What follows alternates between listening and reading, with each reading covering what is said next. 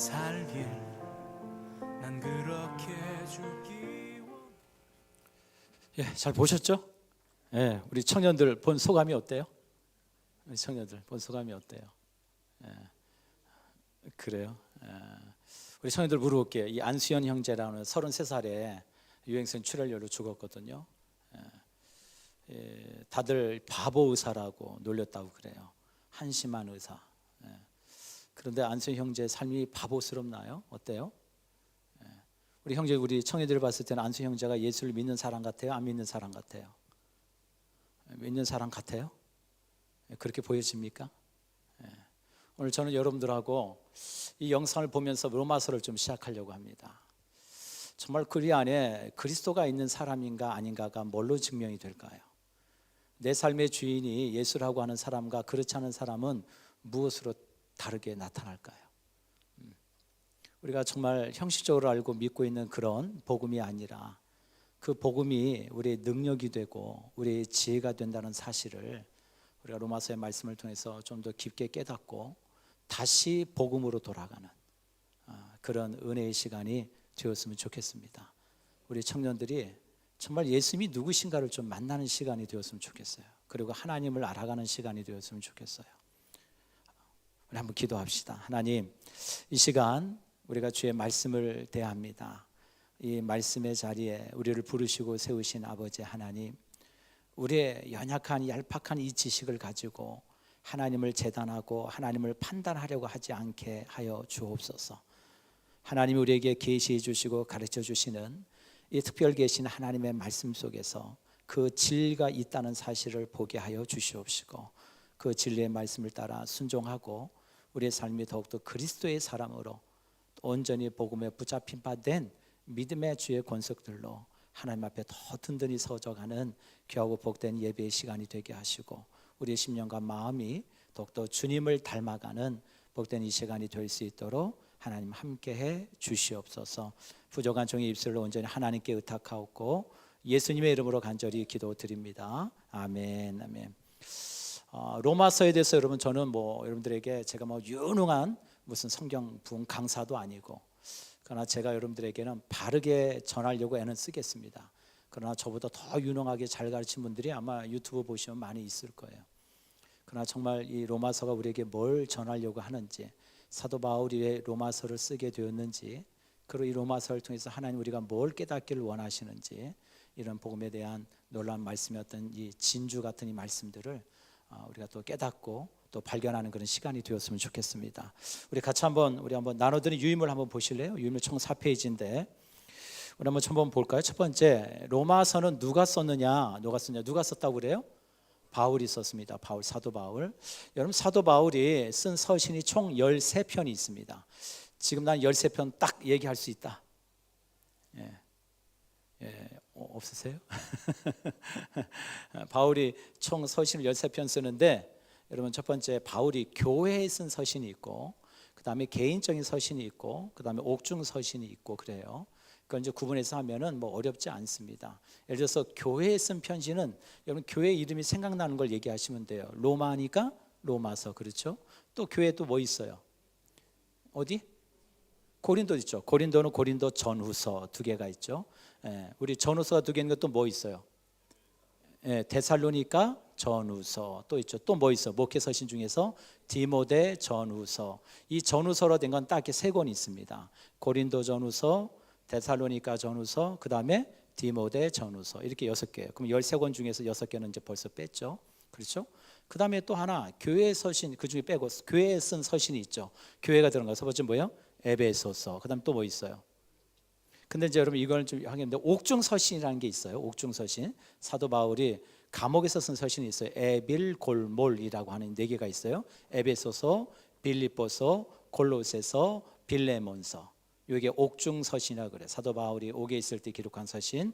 에베소서, 빌립보서, 그 다음에 골로새서, 빌레몬서. 그럼 옥중 서신 4개 딱 빼고, 아까 전후서가 있는 건 6권 빼고, 그럼 벌써 10권이 정리가 됐죠.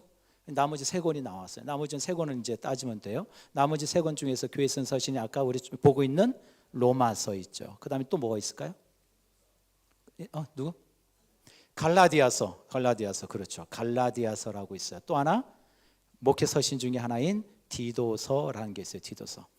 이렇게 따지면은 여러분 13권이면 어렵지 않죠? 예, 우리 한번 13권 한번 처음 해볼까요? 먼저 2권 전후서가 있는 것부터 시작. 어떻게 여기하고 다르네. 네. 다시 고린도 전후서, 그죠? 그 다음에 데살로니가 전후서, 그 다음에 디모데 전후서. 우선 전후서 있는 거 그렇게 3권 정리하고, 그 다음에 아까 옥중서신 있다 그랬죠? 4권 시작. 에베소서, 빌립보서, 골로새서, 빌레몬서, 이렇게 4권 정리하면 총 10권이 정리가 됐죠. 이제 3권 남았네요. 3권 이제 교회 쓴 서신 아까 2개 썼죠. 뭐 있어요? 로마서, 갈라디아서, 그리고 또 하나 나는 이제 목회 서신이라고 불리는 디도서. 이렇게 하면 13권이에요. 그 13권을 사도 바울이 쓰게 됩니다. 많은 사람들이 지금도요, 로마서의 저자가 누구냐에 대해서 신학적으로 논란들이 좀 있어요. 지금도 있어요. 지금도.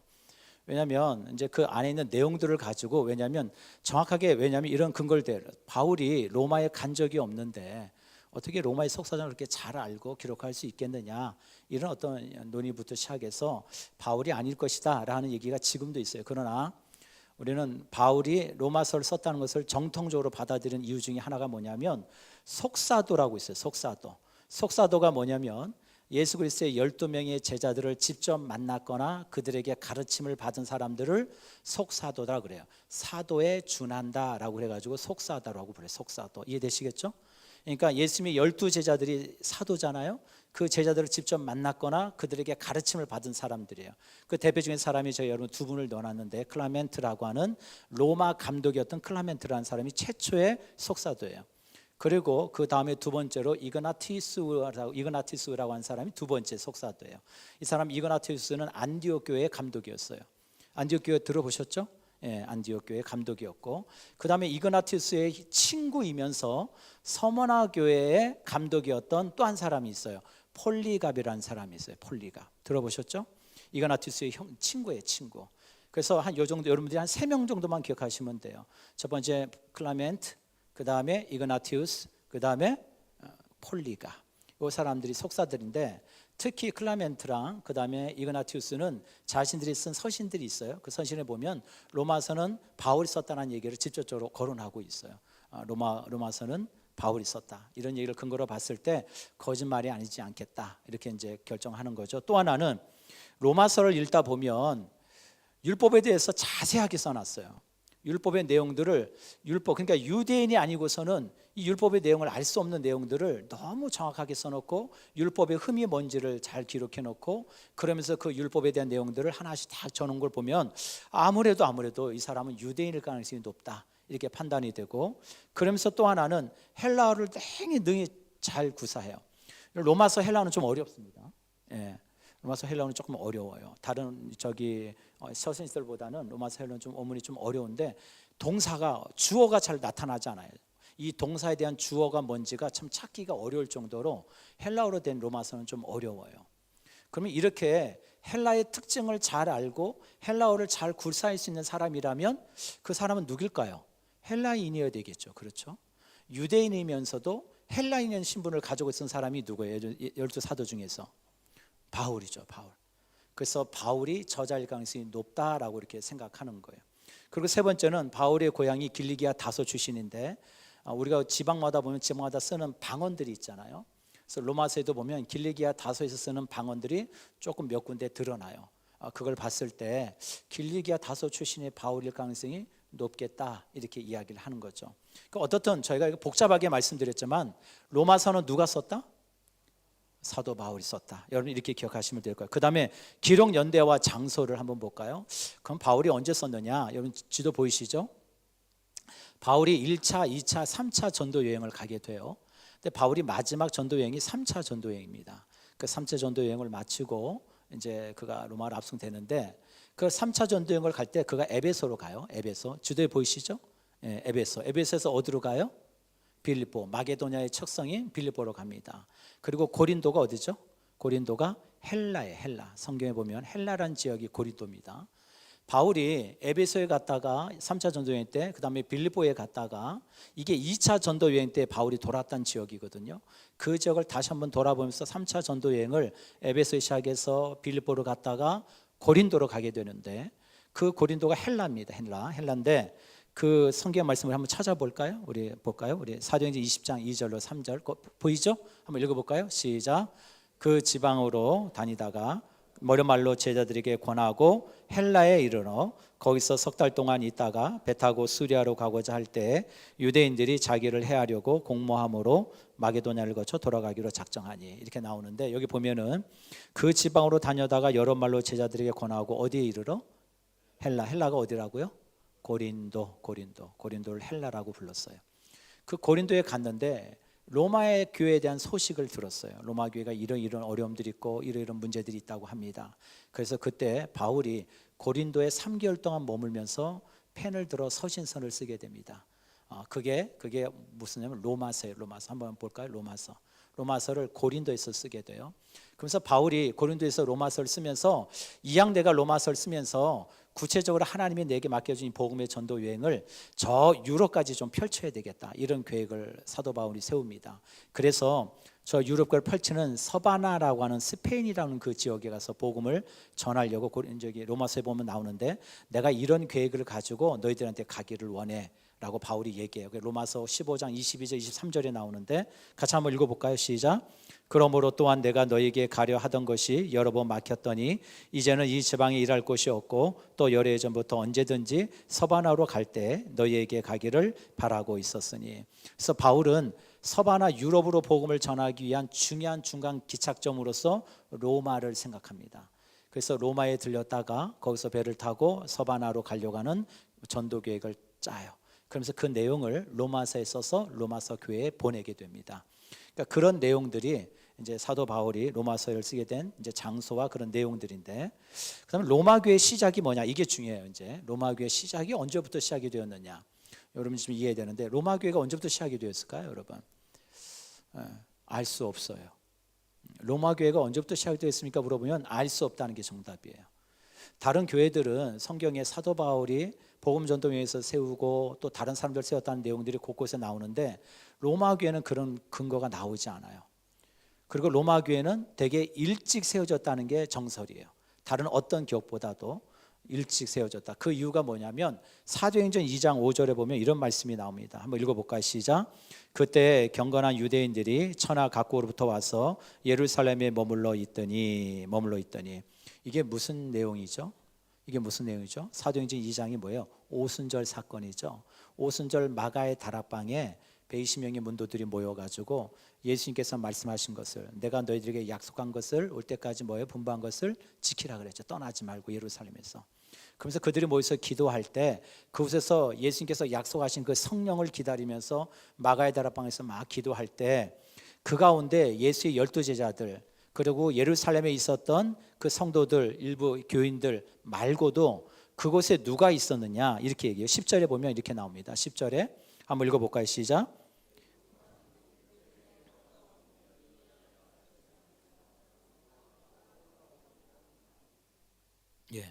여기 지금 목사님 요거를 원문을 좀 띄워주면 안 될까요? 보면 원문을 이렇게 띄워주지 마시고 원문을 우리 한번 로마서 사도행전 2장 10절을 한번 성경 한번 찾아봅시다. 이렇게만 보시면은 좀 안 되고 좀 원문을 한번 우리 사도행전 2장 10절 한번 봅니다. 한번 띄워주시죠. 읽겠습니다. 시작. 부르기아와 밤빌리아와 애국가 및 구레네 가까운 리비아 여러 지방에 사는 사람들과 로마로부터 온 나그네 곧 유대인과 유대교에 들어온 사람들과, 여기에 보면은 마가의 다락방에 오순절 성령 사건이 있던 그 당시에 그 장소에 있었던 사람 중에서 누가 있었다고요? 로마로부터 온 나그네인데 곧 누구라 그래요? 유대인과 유대교에 들어온 사람들이 있었다는 거예요. 그래서 로마 교회가 어떻게 태생이 되었냐라고 유추해 봤을 때 이 오순절 사건 때 그곳에 찾아왔던 누구요? 로마로부터 온 경건한 유대인과 유대교에 들어왔던 일부 몇 사람의 이방인들이 그곳에서 같이 기도하다가 뭘 받아요? 오순절 성령을 받은 거예요. 그리고 성령을 받은 그들이 이제 어디로 갔을까요? 자신들의 고향인 어디로 갔을까요? 로마로 돌아갔겠죠. 로마에 돌아가서 뭐 했을까요? 교회를 세웠다는 것이 로마 교회의 시작이에요. 네. 그렇게 해서 로마 교회가 시작이 되었다고 보는 거예요. 네. 그래서 여러분 볼까요? 그 다음 로마, 시간이 없으니까 봅시다. 로마 교회 수신자가 그럼 누구냐? 이게 중요한데 우리 성경 말씀 로마서 1장 7절을 한번 봅시다. 그 밑에 보면 각주 있죠? 각주 한번 찾아볼까요? 시작. 로마에서 하나님의 사랑하심을 받고 성도로 부르심을 받은 모든 자에게 하나님 우리 아버지와 주 예수 그리스도부터 은혜와 평강이 있기를 원하노라. 여러분 로마서는요, 여러분 중요한 게 있습니다. 로마서는 예수 믿지 않는 사람에게 쓴 서신이 아니에요. 로마서는 복음을 들은 사람들, 예수가 누구인지 아는 사람들, 그리고 무엇보다도 교회 공동체에서 신앙생활을 하는 사람들에게 쓴 서신이에요. 다른 거예요, 여러분. 이걸 잘 아셔야 돼요. 로마서는 복음이 뭔지 알아요. 들어본 적이 있어요. 십자가가 뭔지 알아요. 교회가 뭔지를 알아요. 그런데 그들에게 바울은 다시 서신을 들어서 그들에게 복음이 뭔지를 가르치고 있다는 사실이에요. 이유가 뭘까요? 이유가 뭘까요? 이유가 뭘까요? 로마서 1장 16절 17절에 답이 있어요. 로마서 1장 16절 17절 한번 같이 한번 볼까요? 로마서 1장 16절 17절 한번 읽겠습니다. 로마서 1장 16절 17절 시작. 내가 복음을 부끄러워하지 아니하노니 이 복음은 모든 믿는 자에게 구원을 주시는 하나님의 능력이 됨이라. 먼저 유대인에게요 그리고 헬라인에게로다. 복음에는 하나님의 의가 나타나서 믿음으로 믿음에 이르게 하나니 기록된 바 오직 의인은 믿음으로 말미암아 살리람과 같으니라. 바울이요 나는 복음을 뭐하지 않는데요? 부끄러워하지 않는데요. 그럼 반대로 얘기하면 누구는 복음을 부끄러워한다는 얘기죠. 그렇죠? 누구는 복음을 부끄러워한다는 얘기예요. 바울은 지금 로마 교인들에게 이 서신을 보내면서 난 복음을 부끄럽지 않아 라고 얘기한다는 얘기는 그러면 로마 교회는 당시에 복음을 뭐 했다는 얘기일까요? 부끄러워했다는 얘기예요. 복음이 교회 안에는 있는데 세상에서는 드러나지 않아요. 복음이 뭔지는 알아요. 그런데 복음이 능력이 되지가 않아요. 그런 그들에게 식어진 그 마음에 그 복음에 대한 열정들이 식어진 그 마음에 다시 불을 지피기 위해서 사도 바울은 로마 교인들에게 서신을 써서 복음이 뭔지를 전하고 있는 내용이 뭐라고요? 그게 로마서예요. 그럼 사랑하는 성도 여러분, 이 로마서는 지금 누구에게 지금 말씀하고 있는 거예요? 저와 여러분들에게 지금 말씀하고 있는 거예요. 그 다음에 로마서를 쓰게 된 배경을 한번 볼까요? 이게 이제 역사를 좀 여러분들이 아셔야 되는데 로마서를 쓰게 된 그 당시가 고린도 아까 얘기했죠. 사도 바울이 3차 전도 여행 때 고린도에서 3개월 동안 있을 때 그때 썼는데 그게 AD 약 56년에서 57년경이라 그래요. 그때 바울이 로마서를 그때 쓰게 되는데 로마 교회는요 특징이 하나 있었습니다. 처음에 세워질 때 로마 교회는 우리처럼 이렇게 공동체가 모여가지고 이방인들과 유대인들과 함께 모여서 예배하는 하나의 공동체를 이뤘던 교회예요. 그리고 로마서 1장 8절에도 보면 너희들이 그 복음이 세상에 전파되어졌다고 얘기할 정도로 로마의 많은 지역에 복음이 확대되어지고 선포되어졌던 곳이 로마예요. 그러니까 탁월하게 복음의 능력들이 세상 가운데 전파된 건 분명한 사실이에요. 그런데 바울이 로마서를 쓸 당시는 로마 교회는 처음에 세워졌던 로마 교회와는 완전히 다른 그런 모습이 로마 교회였어요. 그게 로마서 16장에 보면 나와요. 로마서 16장에. 제가 나중에 로마서 16장을 볼 때 설명할 텐데 로마서 16장에 보면 총 27명의 이름이 나옵니다. 그 이름이 나오는데 우리 한 절만 한번 찾아봐서 볼까요? 로마서 16장 찾아서 한 절만 우리 한번 봅시다. 로마서 16장 우리 5절 한번 보실까요? 5절 16장 5절 한 절만 우리 같이 한번 봅시다. 한번 읽어볼까요? 저 화면에 떴네요. 시작. 또 저의 집에 있는 교회에도 문안하라. 여기까지요. 여기까지. 또 저의 집에 있는 뭐에도? 그러면 당시에 이 교회가 어디에 있었어요? 집에 있었어요. 이 그룹이 이렇게 나오는 그룹이 로마서 16장에 5에서 7개의 그룹이 나옵니다. 그 사람들의 이름이 무슨 얘기냐? 사도 바울이 고린도에서 AD 56년에서 57년경 로마서를 쓸 당시에 로마 교회는 저와 여러분처럼 이 한 공동체 안에서 예배드리는 공동체가 아니라 각 가정마다 소급으로 나눠져 가지고 예배를 드리던 교회였어요.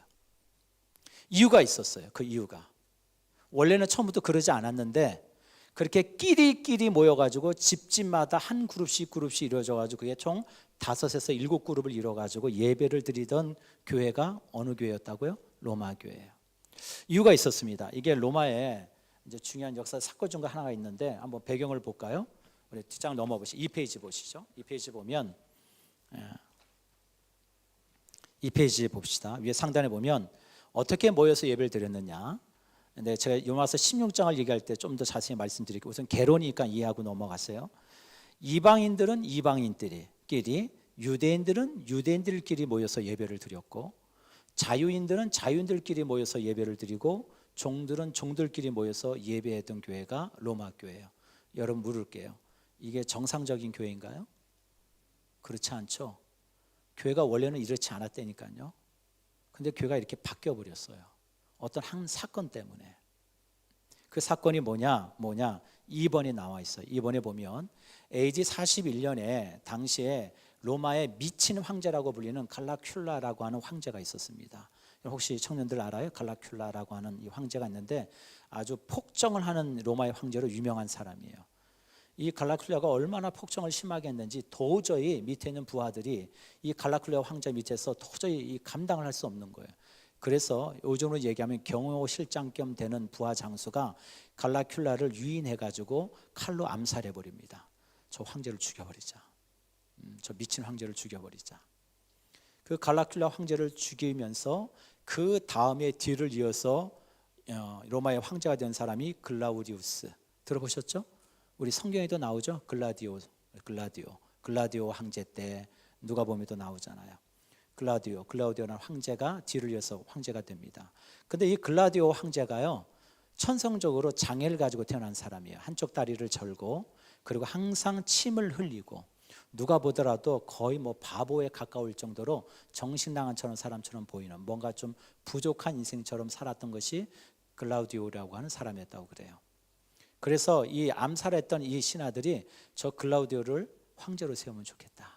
그래서 흔히 얘기해서 뭘 얘기하는 거예요? 바지사장 내세우겠다는 그런 얘기였겠죠. 그런데요, 글라우디오가 황제가 되자 돌변합니다.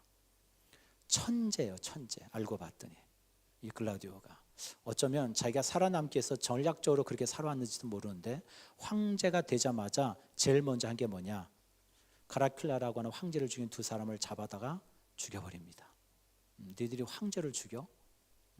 그러고 나서 정책을 펼치는데 아주 정책을 잘해요. 그러다가 어떤 일이 있었냐면 AD 49년에 로마 시내에서 아주 큰 소동이 하나 벌어집니다. 그 소동이 뭐냐면 유대인들 내에서의 소동이 벌어져요. 유대인들끼리 지들끼리 막 싸우고 난리도 아닌 거예요. 이유가 뭐냐? 예수가 그리스도냐 아니냐, 이걸 가지고 유대인들끼리 소동이 일어나는 거예요. 예수가 그리스도냐 아니냐, 이 문제를 가지고 유대인끼리 소동이 일어났는데 어떤 문제가 생겼냐면 당시에 로마의 모든 어떤 경제권들, 상업활동권을 대부분 80%가 유대인들이 쥐고 있었다고 그래요. 그러니까 이 유대인들이 소동을 일으키고 파동을 일으키니까 시장 경제가 돌아가질 않는 거예요. 그러니까 로마에 있는 사람들이 많이 불편하겠죠. 이 이야기를 황제가 듣습니다. 글라우디오가. 그래서 안 되겠다, 이걸 어떻게 정치적으로 정리를 해야겠다. 그래서 우리가 아는 것처럼 글라우디오 황제가 AD 몇 년요? 여기 나오죠. 제가 말씀드렸죠. AD 몇 년요? 49년에 칙령을 내립니다. 로마에 사는 모든 유대인들은 다 떠나! 다 나가! 이렇게 명령을 내려요. 그게 성경에 나오죠. 우리 볼까요? 사도행전 18장 2절 3절에 보면 나옵니다. 2절 3절 한번 읽어볼까요? 시작. 아굴라라는 본도에서 난 유대인 한 사람을 만나니 글라우디오가 모든 유대인을 명하여 로마에서 떠나라 한 고로 그가 그의 아내 브리스길라와 함께 이달리아로부터 새로 온지라 바울이 그들에게 감해 생업이 같이 함으로 같이 살며 일을 하니 그 생업은 천막을 만드는 것이었더라. 글라우디오 황제가 유대인들은 로마에서 다 떠나 하니까 모든 유대인들은 한 사람도 남기지 않고 로마를 떠나야 됐습니다. 다 짐을 싸들고 나가요. 그때 나왔던 사람들 중에 오늘 성경에 말씀하시는 누구도 있어요? 브리스길라와 아굴라도 있었던 거예요. 그 브리스굴라와 아굴라가 어디로 가냐면 고린도로 갑니다. 근데 고린도에 가서 누구를 만나요? 사도 바울을 거기서 만나게 되는 거죠. 여러분, 이런 문제가 일어나요. 그런데 이 문제가 무려 5년 동안 지속이 됩니다. 생각해 보세요. 이렇게 이제 교인들이 모여서 같이 예배드려, 로마 교회라고 생각합시다. 이렇게 모였어요. 근데 여기서 전라도 사람은 다 나가. 그래서 그렇게 했다고 칩시다. 예. 그러면 하여튼 자기 호족이 전라도인 사람은 다 나가야 돼. 그런 일은 없겠지만, 그러면 여러분 다 나가고 경상도 뭐 경기도 충청 있는 사람만 남았다고 칩시다. 근데 가면 보니까 교회가 그 전에 보니까 전라도 사람들이 모든 걸 쥐고 있었던 교회야. 뭐 모든 걸 다 하고 뭐 그냥 이랬던 교회인데 전라도 사람들 다 나가니까 갑자기 교회가 멘붕이 온 거예요. 그 사람들이 다 주도적으로 교회를 하고 뭘 다 했는데 갑자기 다 빠져나가니까 공황이 생기는 거죠. 로마 교회가 그랬어요. 유대인들이 많은 주도권을 가지고 교회에서 모든 걸 봉사하고 예배를 집정하고 모든 일을 유대인들이 앞서서 해왔는데 그 유대인들이 다 빠져나가고 나니까 이방인들, 헤랄 사람들만 남았는데 갑자기 문제가 생기는 거예요. 야, 이거 설교를 어떻게 해야 돼? 예배를 어떻게 인도하는 거야? 야, 성경 공부는 어떻게 하는 거야 또? 누가 가르쳐? 이런 문제들이 생겨났죠. 그러면서 이방인들이 여러분 어떻게 했을까요? 둘 중에 하나 했겠죠. 아, 야, 우리 유대인들 돌아올 때까지 교회 문 닫고 그냥 기다리자. 두 번째, 없더라도 우리가 주님의 교회인데 우리라도 노력해서 교회를 어떻게 세워봐야 되지 않겠냐? 여러분 어떤 걸 선택했을까요? 전자일까요? 후자일까요? 예? 전자일까요? 후자일까요? 후자겠죠. 야, 우리라도 이가 없으면 이 몸이라도 우리가 대신 해야 되지 않겠니? 우리가 이참에 우리가 한번 교회를 세워보자. 그래서 이방인들이 주도가 돼가지고 교회를 세워갑니다. 야, 네가 설교 좀 하고 네가 예배 인도하고 네가 기도 좀 하고 이런 거예요. 그렇게 해서 이방인들이 교회를 순수하게 이방인들만 모인 교회가 되는 거죠. 그러면서 교회를 했는데 1년이 지나면 돌아올 줄 알았더니 유대인들이 안 와요. 아니 2년이 지나면 돌아올 줄 알았더니 또 안 와요. 3년이 지나도 안 오네. 이 문제가 좀 심각해지는 거예요. 그런데 그러다 보니까 시간이 지나다 보니까 이제 이방인들은 뭐예요? 점점 자기가 교회를 하는 일에 뭐가 되어 갈까요? 예? 뭐가 되어 갈까요? 주역이 되어 가겠죠. 이제 유대인들이 없어도 우리끼리 성경 공부하고 우리끼리 예배드리고 우리끼리 뭐 하는데 문제가 없는 거예요. 뭐 우리도 할 수 있네. 그러다가 어떤 일이 벌어지냐면 AD 54년에 글라우디오 황제가 죽습니다. 로마법은 그런 게 있어요. 황제가 살아있을 때는 그 법이 유효하지만 그 황제가 있을 때 내린 법은 그 황제가 죽으면 그 법도 같이 사라진다라는 법이 있어요. 그래서 글라우디오 황제가 54년에 죽으니까 뭐가 사라졌을까요? 글라우디오 황제가 내렸던 모든 유대인들은 로마에서 다 떠나라라고 하는 이 법이 사라진 거예요. 그러니까 다시 유대인들이 어떻게 할 수 있었을까요? 로마로 돌아올 수 있었겠죠. 여러분 그 글라우디오 황제의 뒤를 이어서 로마의 황제가 된 사람이 우리가 잘 아는 네로라고 하는 황제예요. 네로가 처음에는 로마 정책을 잘합니다. 근데 이제 중반 후반기에 가가지고 점점 미쳐져가지고 이상한 일들을 많이 하고 기독교들을 많이 핍박하지만 처음에는 잘했다 그래요. 여러분 이런 상황 가운데 유대인들이 여러분 교회로 돌아옵니다. 여러분 어떻게 했어요? 5년 만에 이방인들만 주축이 돼가지고 세웠던 그 교회 안에 과거에 같이 형제여 지체였던 유대인들이 이제 돌아온 거예요. 여러분 어떻게 했어요? 집사님 오래간만이라고, 장로님 잘 계셨냐고, 여러분 그렇게 환영하지 않았겠어요? 네. 어떻게 살았냐고, 우리가 없는데도 이렇게 교회를 잘 부흥시켜놨네, 너무 애썼다고 막 여러분 뭐 그런 마음들이 있었겠죠. 그런데 처음엔 그랬어요. 그런데 유대인들의 마음속에는 주도권을 이방인들에게 교회를 주고 싶지 않은 거예요. 왜요? 저들은 이방인이거든요. 자기들은 뭐예요? 우린 유대인이거든요. 하나님의 본자손이라 일컫는 유대인이거든요. 개 돼지처럼 여기는 이방인들이 교회가 주축이 돼가지고 교회 모든 걸 주도하는 것을 용납하기가 싫은 거예요. 그러니까 유대인들은 이 이방인들 그리스도인들 자꾸 판단합니다.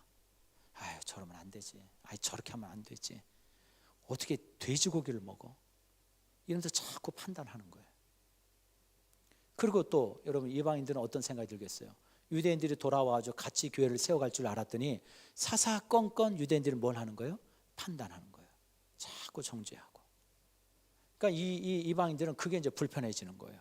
아니 지금까지 우리가 5년 동안 교회를 잘 지켜오고 이렇게까지 부흥시켜 놨으면 우리의 이것도 인정해 줘야 될 텐데. 그러니까 점점 그 둘 사이에 뭐예요? 분열이 생기기 시작해요.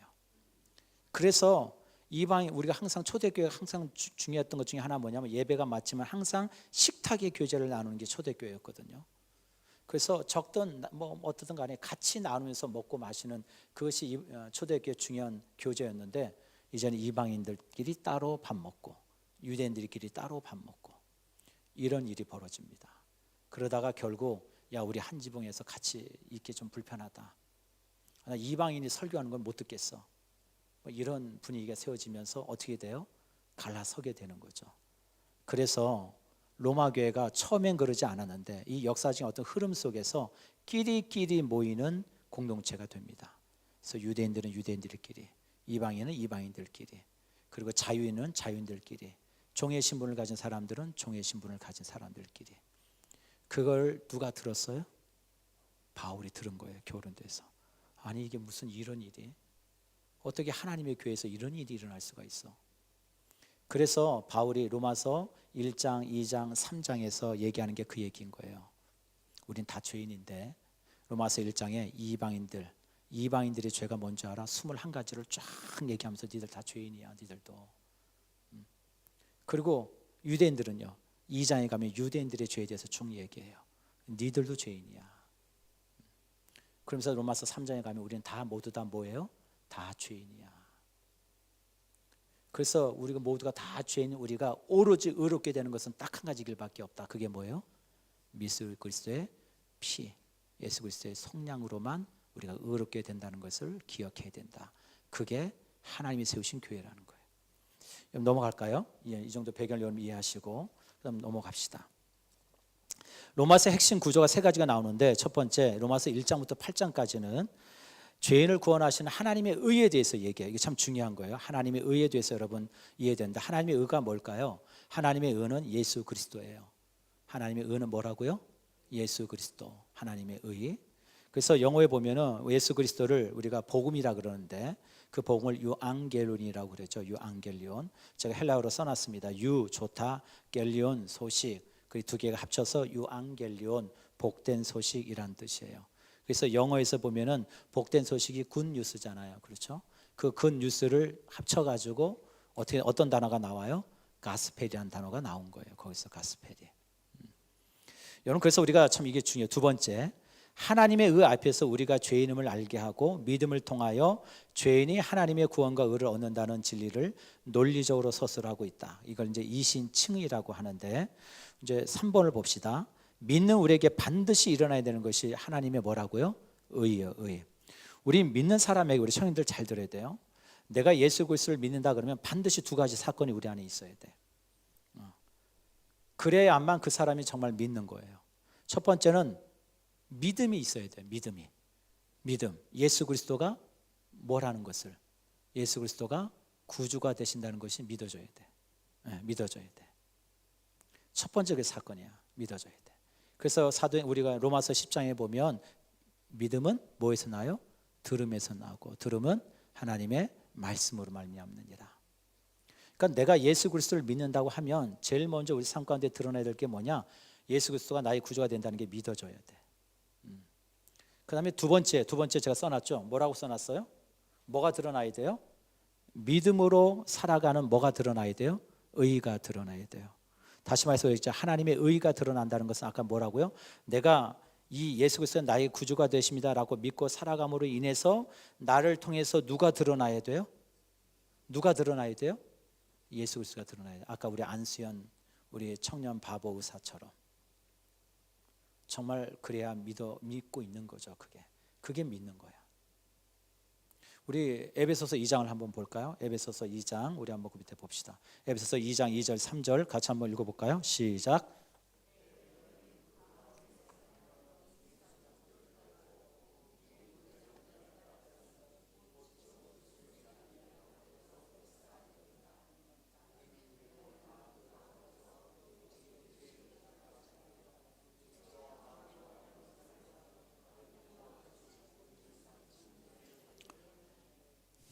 우리가 왜 죄인일까요?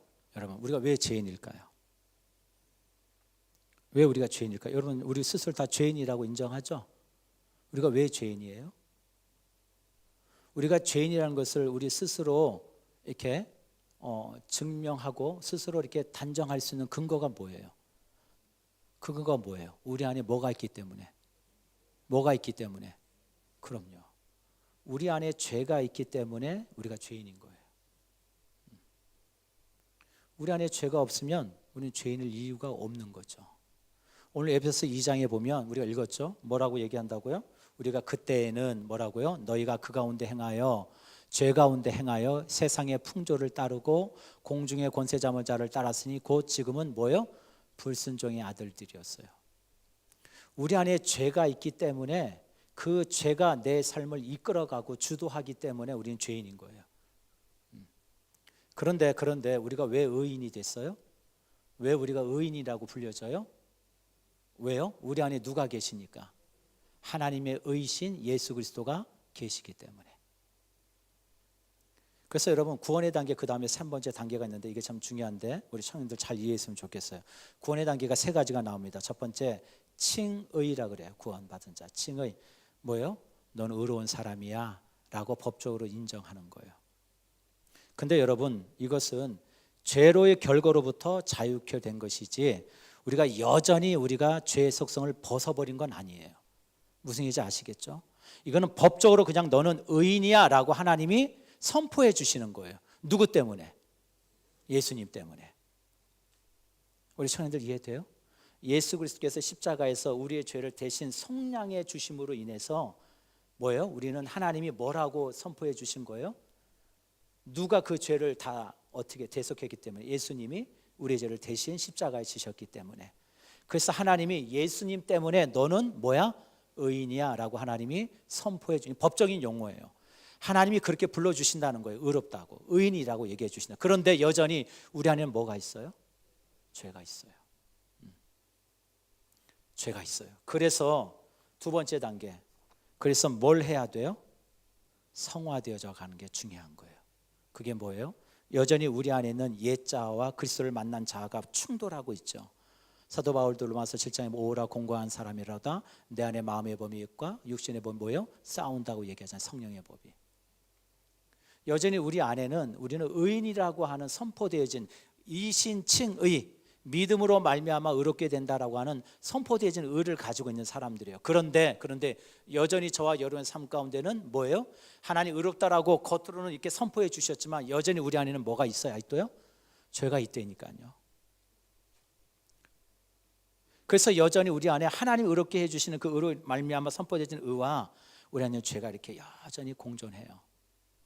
그런데 과거의 옛자가 나를 이끌어가지 않고 내 안에 계신 의롭다 여기시는 성령님의 인도하심을 따라서 나를 맡기면서 살아가면서 죄에 이끌리지 아니하고 하나님의 의에 이끌려가는 삶의 과정을 뭐라고 한다고요?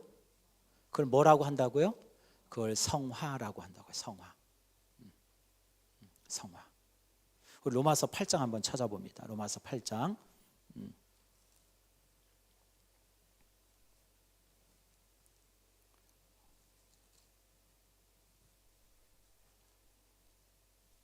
로마서 8장 29절 30절 한번 띄워줄래요, 목사님?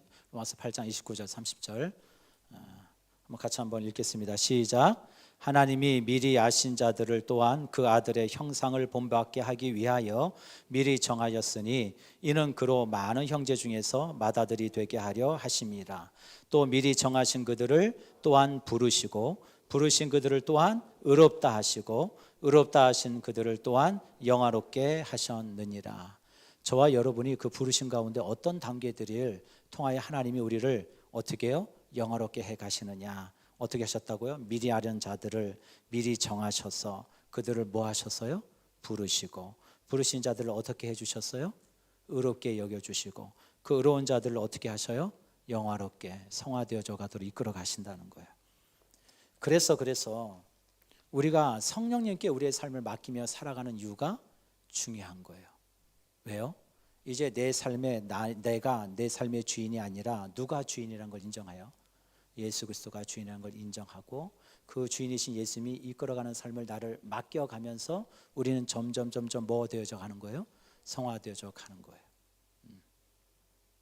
그런데 영화되는 단계가 있어요. 완전 영화로운 단계. 그게 세 번째 단계인데 죄의 존재로부터 자유로운 단계예요. 이 단계를 이루려면 우리의 몸이 변화되어야 돼요. 육신의 몸을 가지고 있는 자는 죄로부터 자유할 수가 없어요. 무슨 얘기인지 아시겠죠? 죄의 속성인 이 근본적인 원죄를 가지고 태어난 육신의 몸을 가진 자는 죄로부터 자유할 수 있다 없다? 없어요. 그런데 자유할 수 있는 법이 있어요. 그게 로마서 8장에 나오죠. 뭐예요? 그렇지만 자유할 수 있대요. 뭐 어떻게 해요? 그리스도 예수 안에 있는 자는 결코 정죄함이 없나니 뭐와 법이? 성령의 법이 너와 나를 죄와 사망에서 자유케 하였냐. 갑자기 생각이 안 나네. 로마서 8장 1절. 로마서 8장 1절. 그러므로 이제 그리스도 안에 있는 자에게는 결코 정죄함이 없나니 2절. 이는 그리스도 예수 안에 있는 생명의 성령의 법이 죄와 사망의 법에서 너를 뭐하였습니다? 해방하였습니다. 네. 그러니까 우리가 참 이 부분들을 우리 청년들이 잘 이해했으면 좋겠어요. 내가 예수를 믿는지 안 믿는지 먼저 첫 번째 체크해 볼 것이 있다는데 그게 뭐냐면 예수님이 나의 구주가 되시는지가 믿어지는지를 우선 봐야 돼. 그 믿음은 로마서 8장 10절의 말씀처럼 믿음은 믿음에 이르게 한다고 그랬거든요.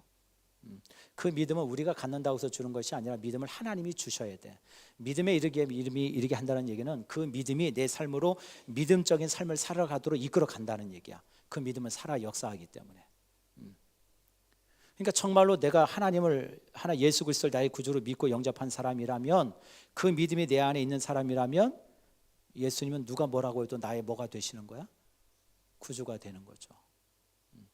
그리고 또 하나 내 삶을 통해서 뭐가 드러나야 돼요? 하나님의 의의가 드러나야 돼. 예수 그리스도가 드러나야 돼요. 그 두 가지를 여러분 점검해 보셔야 돼요. 내가 정말 그리스도 안에서 거듭난 인생인지. 그래서 구원의 단계가 세 가지가 있다. 첫 번째 무슨 단계? 칭의, 이신칭의, 믿음으로 말미암아 의롭게 된다는 첫 번째 단계. 이거는 누구든지 어느 사람이든 하나님이 이 땅에 독생자를 보내셔서 그 이름을 믿는 자들에게는 뭘 주셨어요? 영생을 주시고자 하나님이 작정하셨거든요. 정하셨어요. 그건 누구든지예요. 그래서 믿기만 하면 뭘 얻어요? 구원을 얻어요. 하나님이 의롭다 여겨주신대요.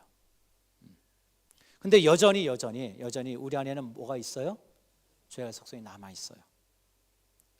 죄에 우리의 몸을 맡기지 아니하고 우리의 삶의 주인이신 그리스도께 온전히 맡기며 살아가는 삶. 그래서 내 안에 누가 드러나도록 예수 그리스도가 드러나도록 살아가는 그 과정을 뭐라고 한다고요? 성화라고 한다고. 그걸 성화. 단계를 한 단계씩. 그리고 마침내 그 성화가 완전히 이루어지는 때가 있어요. 더 이상 이 육신의 굴레에 매이지 않아요. 우리는. 왜요? 예수님께서 뭐 하셨어요? 부활하셨거든요. 그래서 우리 또한 뭐 할 것을 믿어요? 부활할 것을 믿어요. 부활하면 더 이상 그 죄에 우리가 놓일 수 없어요. 왜요? 우리 몸이 변했거든요. 더 이상 몸에 육신에 거하지 않아요. 먹지 않아도 되고 자지 않아도 되고 우리의 몸에 육신이 하자는 대로 따르지 않아도 돼요. 그때 우리 몸이 영화롭게 바뀌었거든요.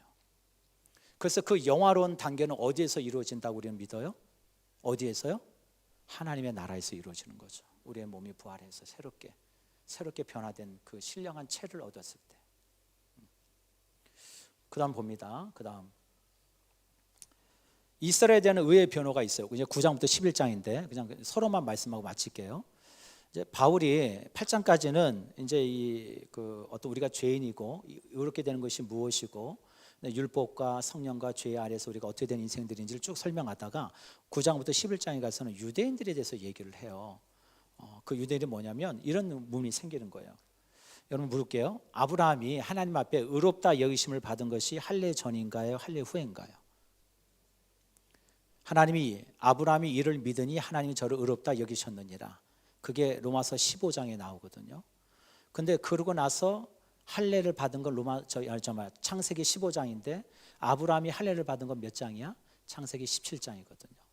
그러면 하나님께서 아브라함을 의롭다 여기신 것은 할례를 행했기 때문에 의롭다 여기신 게 아니라 창세기 15장에 무뼈를 보거라. 내 자손들이 저렇게 하늘같이 풍성해질 것이다. 내 씨로 말미암아 내 자손이 될 것이라고 했던 그 말씀을 아브라함이 뭐 했어요? 믿었거든요. 하나님 그렇게 될 거라고 믿습니다. 그랬더니 하나님이 뭐예요? 아브라함을 뭐로 여기셨더라? 의롭다 여기셨더라. 우리가 의롭게 되는 것은 이 육체의 할례를 통해서 어떤 행위를 통해서 얻는 것이 아니라 딱 한 가지밖에 필요하지 않는다는 거예요. 뭐예요? 믿으면 된다는 거예요. 믿으면. 그런데 이 유대인이었던 철저히 바리새인이었던 로마의 정말 그 바울의 입장에서 보면은 이해가 안 되는 게 한 가지가 있어요. 그럼 하나님, 유대인들은 어떻게 되는 겁니까? 이런 의문점이 나올 수밖에 없어요. 유대인들은 하나님이 택하신 백성이잖아요. 그렇죠? 많은 민족 가운데 열방 가운데 하나님이 딱 집어서 그 이스라엘 히브리 백성들을 하나님이 집어 주셨는데 히브리 백성들은 여전히 어디에 매여 있어요? 율법에 매여 있거든요. 율법에 매여 있어요. 할례를 해야 율법을 지켜야 의롭게 된다는 사실에 여전히 머물러 있는 거예요. 그러면 이 바울의 입장에서는 하나님, 그럼 유대인들은 구원 못 받는 겁니까? 하나님, 그럼 유대인들은 실패했나요? 하나님 부르셨잖아요, 그들을. 그리고 아브라함을 통해서 믿음의 조상으로 삼으시고 다윗의 계보를 통해서 메시아가 오도록 하나님께서 구속사를 이끌어 오셨는데 그러면 유대인들은 뭡니까? 이런 의문이 들 수밖에 없는 거예요. 그런 유대인들을 향해서 바울이 로마서 9장, 10장, 11장에 그렇지 않다. 로마서 10장에 거기서 우리가 잘 아는 말씀이 나와요. 하나님의 부르심과 은사에는 후회하심이 없느니라. 그게 로마서 10장에 나오는 말씀이에요. 11장에. 하나님의 부르심과 은사는 결코 뭐 하심이 없느니라. 그 무슨 얘기예요? 하나님은 실수하지 않는다는 거예요. 유대인들은 비록 그들이 여전히 예수 그리스도를 메시아로 믿지 않아서 그들은 어떻게 보면 복음 앞에서는 실패한 사람들이지만 그러나 그들의 실패가 도리어 어떤 계기가 되었어요? 복음이 어디로 전해지는? 이방으로 전해지는 놀라운 계기가 되었거든요. 그래서 그 이방 가운데 하나님의 복음이 증거되어지고 확장되어져 가면 다시 하나님께서 그 복음을 어디로? 유대인들에게 하나님이 증거하게 하신다는 거예요.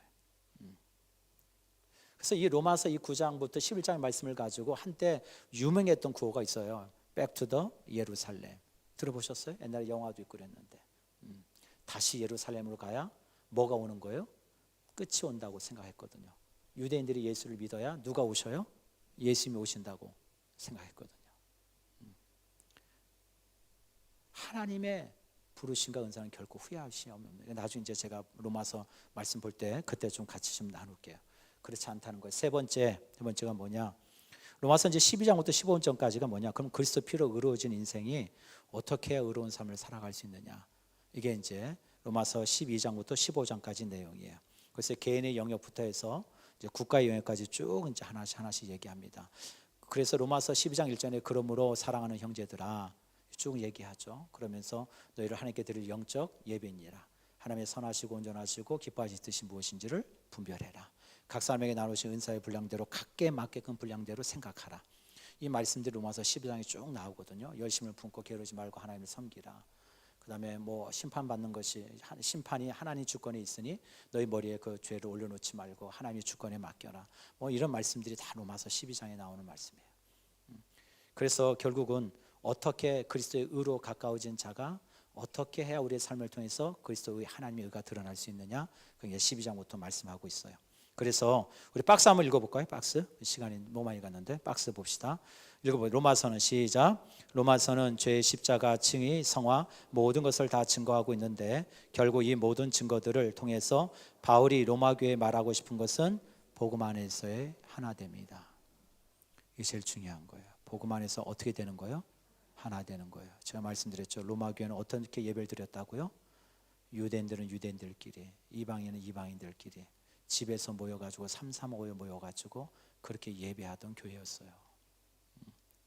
로마서의 구조는 여러분도 좀 이해 좀 보시고요. 본문의 말씀을 가지고 한 세 가지만 좀 나눌게요. 우리 한번 본문 한번 볼까요? 로마서 1장을 다시 돌아갑니다. 로마서 1장. 로마서 1장. 예수 그리스도의 종 바울은 사도로 부르심을 받아 하나님의 복음을 위하여 택정함을 입었으니. 여기서 중요한 것은 사도 바울이 자기를 그리스도의 종이요 또 하나는 뭐예요? 사도라 소개하고 있다는 거예요.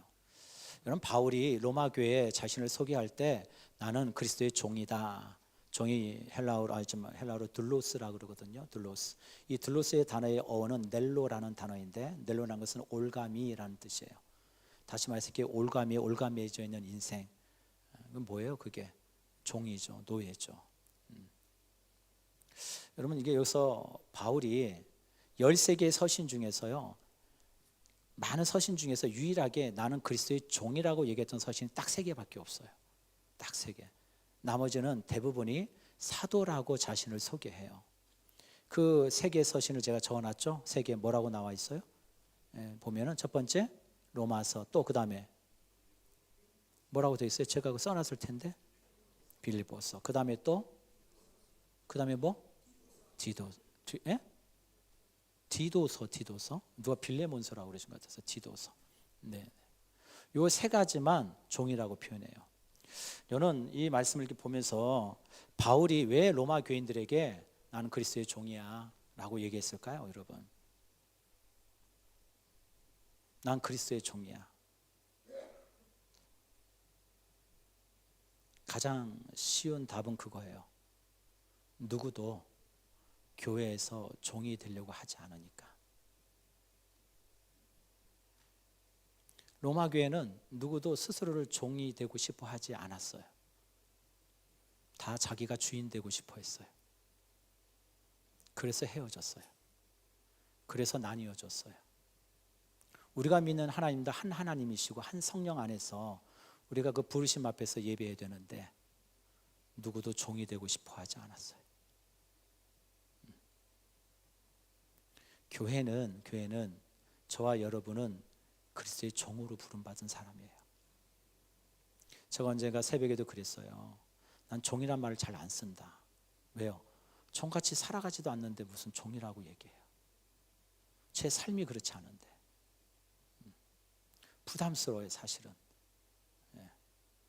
이렇게 그렇게 좀 비슷하게라도 살면서 얘기하면 저 그리스도의 종입니다 라고 얘기하고 다닐 수 있겠지만 뭐 비슷하게 살지도 않으면서.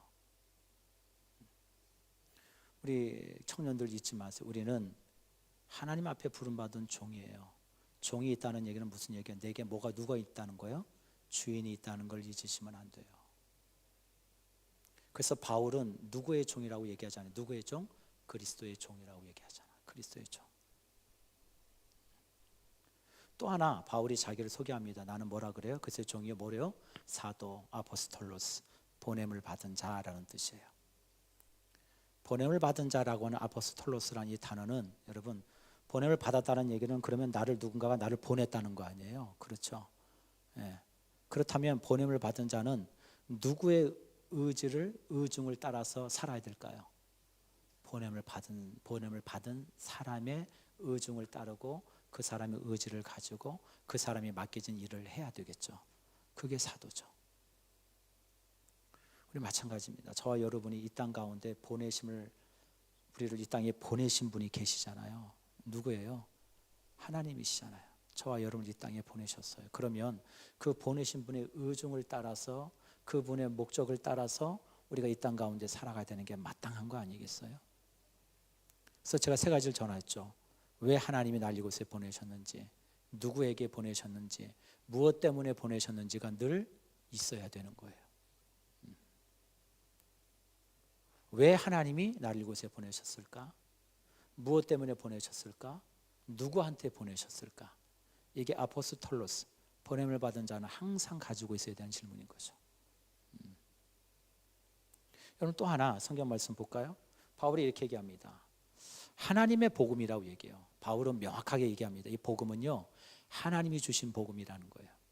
세상의 복음이 아니라는 거죠. 명확하게 구분해요. 그 하나님의 복음이 뭔지를 2절 3절에 설명합니다.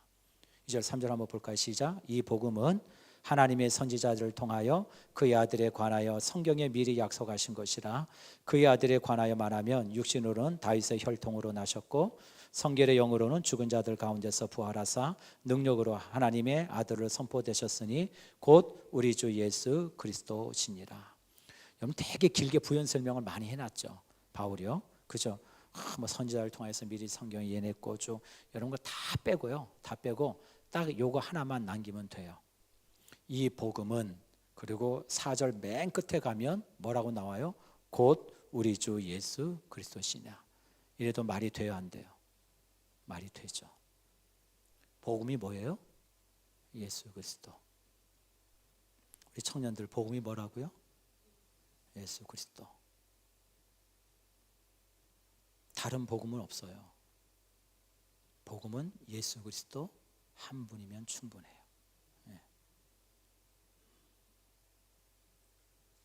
5절 볼까요? 그로 말미암아 우리가 은혜와 사도의 직분을 받아 그 이름을 위하여 모든 이방인 중에서, 이게 그 다음에 중요해요. 믿어 뭐 하게 해요? 참 중요해요.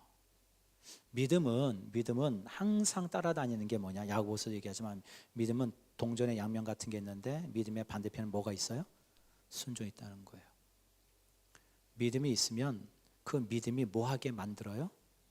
순종하게 만드는 게, 그게 올바른 믿음인 거예요. 그러니까 내가 순종하지 않는다 그러면 여러분, 내가 믿는다라고 얘기할 수 없는 거예요. 믿으려고 노력은 하는지 모르겠지만 어쩌면 그 믿음은 정말 믿음이 아니라 내가 믿고 싶어 하는 것일 수도 있어요. 그러나 진짜 믿음은 뭐 하게 만들어요? 순종하게 만들어요. 누구에? 그리스도에게 복종하게 만들어요. 그게 진짜 믿음인 거예요. 우리가 교회 생활하면서 우리가 꼭 잊지 말아야 될 것이 있어요. 우리가 믿음 얘기하면서 뭐 하지 않으면 순종하지 않으면 그건 진짜가 아닐 수 있어요. 시간이 많이 가서 죄송합니다. 이제 이것만 마칠게요. 우리 7절 한번 다 같이 읽겠습니다. 7절 시작. 로마에서 하나님의 사랑하심을 받고 성도로 부르심을 받은 모든 자에게 하나님 우리 아버지와 주 예수 그리스도로부터 은혜와 평강이 있기를 원하노라. 로마 교인들에게 바울이 이렇게 하나님의 사랑하심을, 너희는 하나님의 사랑을 받은 사람들이야. 여기 계신 분들도 하나님의 사랑을 받으신 분들이죠. 바울이 사랑을 받은 자라고 얘기하는 가장 중요한 근거가 뭔지 아세요? 그냥 뭐 우리가 하나님을 다 사랑하는 줄 알잖아요. 사실은 하나님이 사랑이시니까. 바울이 얘기하는 사랑을 받는 자라고 얘기하는 그 바울의 사랑받는 자의 중요한 밑바탕에는 이게 있어요. 하나님이 너희를 택하시고 너희를 어린 양의 피로 구속해 주셨다는 거예요. 그게 큰 사랑이라는 거예요. 그게 바울이 얘기하는 진짜 사랑이에요. 그 말씀을 그래서 로마서 5장에 가면 좀 더 구체적으로 얘기합니다. 우리가 아직 죄 얹었을 때, 우리가 아직 연약되어졌을 때, 그럼에도 불구하고 하나님은 당신의 독생자 예수 그리스도를 보내셔서 그를 죽기까지 자기의 사랑을 뭐 하셨다고요? 확증하셨느니라. 우리가 잊지 마셔야 돼요. 하나님이 나를 사랑하시나? 그런 의심을 할 필요가 없어요. 저와 여러분이 예수 그리스도의 그 독생자의 어린 양의 피로 하나님의 택하심을 입어서 구원받은 자리에 있다고 한다면 이미 여러분들은 사랑을 받은 사람이라니까요. 아무나에게 하나님이 주시는 게 아니에요. 그 은혜를 하나님이 택하신 자에게만 주시는 거예요. 그것만으로도 우리는 하나님의 사랑을 의심할 여지가 없는 거예요. 자꾸 우리는 의심해요. 의심하지 마세요. 저와 여러분은 하나님의 자녀로 부르심을 받았어요. 바울은 로마 교인들에게 그 얘기를 하고 싶은 거예요. 나도 예수 그리스도의 그 피로 택함을 입고 구원받은 사람이고 너희도 하나님의 사랑을 입은 자야. 그러면서 그 다음에 뭐라고 얘기해요? 성도라고 얘기하죠. 그 하나님의 사랑을 입은 자들은 그 하나님의 사랑 때문에 우리는 세상 앞에서 뭐라고 불려져야 돼요? 성도라고 불려지는 거예요. 그 사랑을 입었기 때문에 성도라는 것이 주어지는 거지. 무슨 얘기인지 아시겠죠? 그 사랑을 입지 않고서는 우리가 성도라고 말할 수 없어요. 그 사랑이 내 안에 있기 때문에 내가 누구로 인하여 살아가는 거예요? 그리스도로 인하여 살아가고 세상에서 구별되어지고 세상에서 죄짓지 않고 하나님이 뭘 기뻐하시는지를 늘 민감하게 생각하면서 하나님의 뜻을 이루고 살려고 하는 거잖아요. 우리 사랑하는 청년 여러분, 여러분의 생각, 여러분의 삶이 정말로 내가 하나님 뜻과 말씀과 살아가고 있지 않다면 한 번 좀 심각하게 생각해 봐야 돼요. 내가 그 하나님의 사랑을 입은 자인지를 하나님께 명확하게 물어야 돼요. 그리고 내 안에 분명한 구원의 고백이 있는지를 점검해 봐야 돼요. 그게 먼저야. 그게 먼저. 그래서 우리 로마서 우리 마지막 1장 16절 17절만 읽고 한번 마치겠습니다. 시작. 16절 17절 1장 시작. 내가 복음을 부끄러워하지 아니하노니 이 복음은 모두 믿는 자에게 구원을 주시는 하나님의 능력이 됩니다. 먼저는 유대인에게요, 그리고 헬라인에게로다. 복음에는 하나님의 의가 나타나서 믿음으로 믿음에 이르게 하나니 기록된 바 오직 의인은 믿음으로 말미암아 살리라 함과 같으니라. 아멘. 아멘. 우리 기도합시다. 사랑의 아버지 하나님, 오늘 로마서의 서론, 비록 짧은 시간이지만 하나님 다시 한번 우리가 복음 앞에 설 수 있는 계기가 되기를 원합니다. 우리 청년들이 먼저 복음 앞에 서기를 원합니다. 우리 사랑하는 우리 형제 자매들, 우리 권속들이 주의 그 복음 앞에 내 삶을 다시 한번 드릴 수 있는 시간이 되기를 원합니다. 하나님, 정말 피상적으로 믿는 믿음이 아니라 그 믿음이 살아 역사한다는 것을 보게 하여 주시옵소서. 그리고 우리 입술로 증거되어지는 그런 삶이 될 수 있도록 하나님 인도해 주시기를 원합니다.